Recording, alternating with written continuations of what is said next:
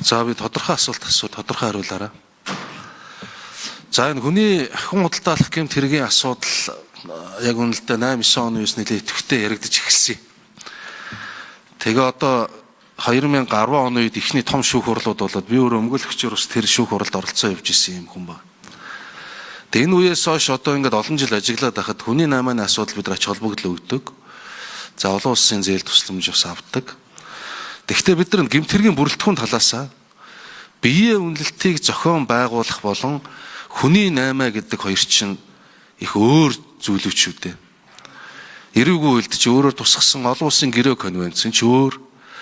Нэг нь бол хин нэгний биеийг сайн дураар хин нэгний сайн дураар биеэ үнэлээд 3 дахь читгээд ашиг олдог бол нөгөөх нь айлган сүрдүүлж албадлагаар хүчээр ингэж хуурам эхэлж явдаг. Тэгэхээр түрүүн бол ихний танилцуулга дээр чинь энэ нөгөө караоке бие үнэлттэй холбоотой зүйлүүд яригдчихлээ. Таад маань гэмт хэргийн талаас нь яг энэ хүний 8 болон бие үнэлтийг зохион байгуулах гэдгийг яаж ангилж авч үзэж байгаа вэ?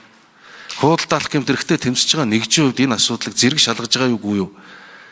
Яаж ангилж байгаа вэ гэсэн эхний нэг асуулт. Хоёр дахь асуулт энэ хүний 8 зөвхөн хүний биеийг үнэлүүлээд идэм шээ. За хуурч мэхэлж аваачаа зөвхөн биеийг үнэлэх зорилгоор бие үнэлэгчдийг аваа явд юм шээ. Монгол залуучуудыг авч явж монгол хэлтэй энэ байдлыг ашиглаж телеграм залилан цахим залиланд ингэж ажилуулах ийм явдал юу гарч ийн гэсэн мэдээлэл байгаа. Тэгэхээр энэ чиглэлийн мэдээлэл юу байна? Зөвхөн бие үнэлтээс гадна хуурам эхэлж хүчээр ингэж цахим залилангийн үйл ажиллагааны зохион байгуулагч хэлбэрээр оруулж байгаа үйлдэл юу байна? Үүнтэй цагдаагийн байгууллага ямар арга хэлбэрээр тэмцэж байна?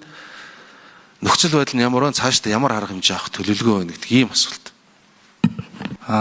Монгол улсын эрүүгийн хуульд бол хүн худалдаалах гэмт хэрэг бэлгийн мөршлөг бие үнэлэх зохион байгуулах гэдэг юм уу ингээд тус нь ингээд зүйл ангиудаар заагаад өгсөн байж байгаа.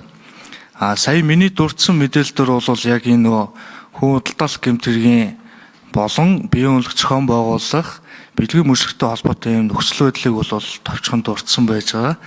За хүн худалдаалах гэмт хэрэг бол мэдээж бусдыг иргэшилд оруулах, эмзэг байдлаар нь мэдээллийг иргэшилд оруулах, өрийн барьцаанд оруулах, зорчих эрхийг нь хязгаарлах гэдэг байдлаар одоо хүчээр бэлгийн мөржлөгийн зорилгоор ашиглаж байгаа энэ үйлдэлүүд бол хүн худалдаалах гэдэг ийм зүйл анги руу орно. Бие үнэлэх зохион байгуулах гэдэг бол тодорхой байрлалцыг газруудад бие үнэлэх, түүнээс ашиг орлого олох гэсэн ийм хоёр өөр ийм ойлголтоор ингэж явж байгаа таны ярьдаг бол зөв. Гэхдээ энэ дэр урдны асуудалд бол тодорхой дэлгэрэнгүй ярьсангүй.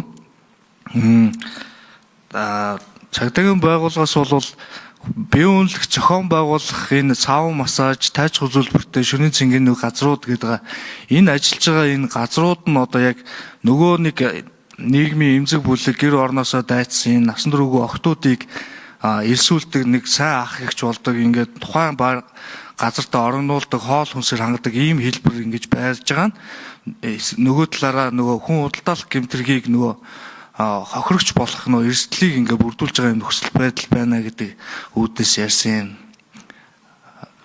Тайлбар. 4-8 ганчлан хорондоо нэмэт харилцаж. За гишүүний асуултанд нэмэлтээр хариулъя. За мөн сая гишүүн бас хэллээ. Бие хүн худалдаалах гэдэг нь гангац гадаад улс руу очиж биеийн үнэлүүдэд байгаа асуудал биш шүү. Энэ тал дээр бас анзаарч харж гинүү гэд. Энэ яг зөв асуудал та. Энэ яхаар одоо энэ сүүлийн үед захим орчинд өндөр цалинтай ажил зуучлана гэдэг зарын дагуу маш олон Монгол улсын иргэд энэ мэдээллийн дагуу ингэж гадаад улс руу орчдөг.